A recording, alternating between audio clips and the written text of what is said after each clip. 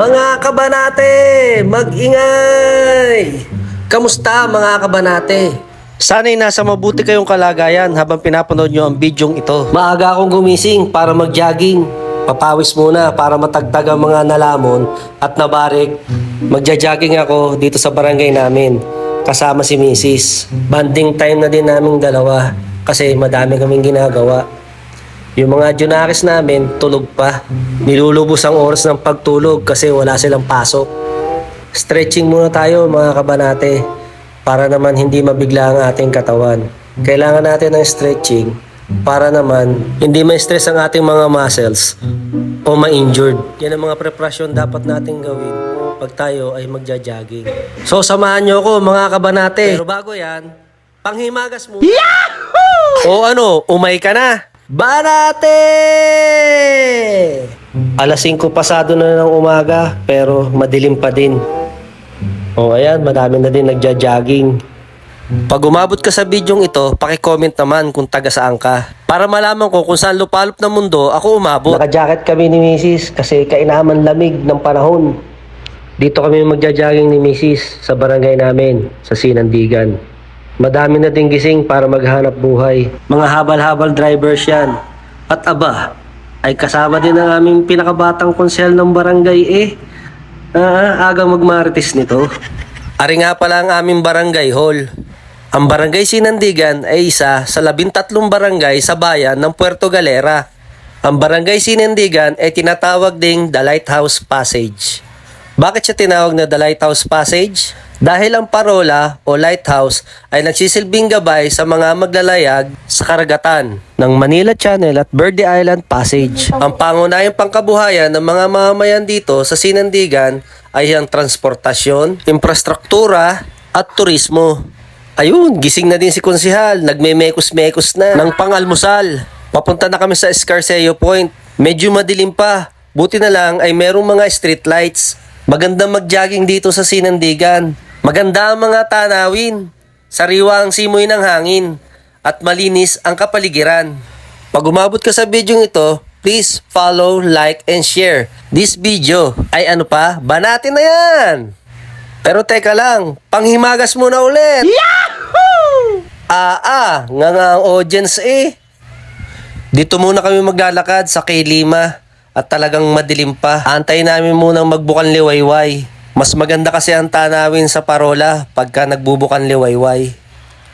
Dito naman sa K5 ay kaunti pa ang mga kabahayan. Maganda magpagawa dito ng bahay. Madaming pambakanting lote at ang ganda ng tanawin. Ang tanong lang, may pira ka? Tanaw dito ang Mount Halcon at ang karagatan ng Calapan. Ay ano bagang pagkakalingas ng flashlight na yon, kita nyo, kaliwanag na. Talahiban ng kapaligiran dito sa Escarceo. Kaya gandang pagmasdan ng mga talahiban para silang mga balerina na sumasayaw sa hampas ng hangin. Kabanate, nakapalaw ka na ba? Kung hindi pa, abay banate na yan! Ayan, malapit na magbukan liwayway. Makikita nyo na kagandahan ng Escarceo. Yang tower na yan ay ang PPA. Yan ang nagmumonitor sa mga maglalayag sa karagatan. Kita nyo yung ilaw na umaandap-andap na yan? Hindi yan alitap-tap ha. Yan ang parola o ang lighthouse. Ayan si Mrs. Galak na galak, pakaway-kaway pa sa CCTV ng PPA. Hanggang dito lang ang konkretong kalsada. Pero pupuntahan natin ng malapit ang PPA at ang lighthouse. Ang ganda ng tanawin mga kabanate. Yan ang tower ng PPA sa malapitan. Yan namang isa ay ang bagong parola. Modernong parola na yan. At yan namang isa ay ang lumang parola. Hindi na siya ginagamit mga kabanate dahil may kalumaan na. Pwede kayo magpakodak dyan para may ala-alangin yung mga mahal sa buhay. Meron pa din siyang malawak na espasyo sa likod. Tatabasin lang yung mga damo na yan para makita ang tunay na kagandahan ng kapaligiran. Ay pangitan ng kagandahan ng lugar Nakapag-exercise ka na, nakapamasyal ka pa. Kanina pa rin babaysot na rin abang kay abang sa akin Siguro rin may bala kay Banate. Hindi to basta-basta Di mo ko makukuha sa pakending-kending mo. Ayun, may biyayang speedboat ng Mi Corazon papuntang Isla Verde. Ang bilis no? Siguro yung nadjajibs ang kapitan. Dali-dali Parinig kayo mga kabanate, may papakita ako sa inyo. Ari ang isa sa pinakamagandang viewpoint dito sa Escarceo. Apakaganda talaga dyan, lalo na kung makikita nyo ng personal. At ayan na nga, nagpupumilit ng sumilip ang haring araw. Kapag naglalakad kayo dito sa Escarceo, mga kabanate, huwag kayo matakot sa dalawang asong ito. Sila ay magiliw na sasalubong sa inyo. Dito na sila naninirahan sa Escarceo Point. Dito nga pala sa Mindoro, normal ka nang makakita ng mga uwak. Kaya huwag kayo matakot na baka malasing kayo. Kasi ang malas dumadating yan sa buhay, lalo na pag hindi kayo swerte. O ano mga kabanate, nakapalo ka na ga? Ay hindi pa din. Ay anong bagsik mo? Click follow mo na. Banate na yan. Op. Panghimagas muna ulit. Yahoo! Banate!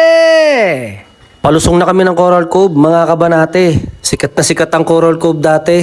Noong mga panahong 1980s hanggang mid-90s. Medyo ingat lang kasi madulas ang daan, palusong. At yun na nga, tumamlay na siya. Dahil unti-unti na ring nawawala ang mga turistang pumapasok sa lugar na ito. Sa ngayon, karamihan sa mga instruktura dito ay privately owned. At may Chinese company na umupa dito sa Sinandigan Lodge. Gawa amin yan. At nandito na nga tayo sa Coral Cove. Malayong malayo na siya sa kagandahan niya noon. Halos wala nang natirang mga establishmento dito sa lugar na ito. Tanging caretaker na lang ang nagbabantay sa mga alaala ng lumipas. Alaala Banate! At ari naman mga kabanate, ang pier ng Coral Cove. Ito nagsisilbing daungan ng mga bangka sa Kayangges papunta sa Coral Cove. Ngayon, nagsisilbi naman itong takbuhan ni Banate.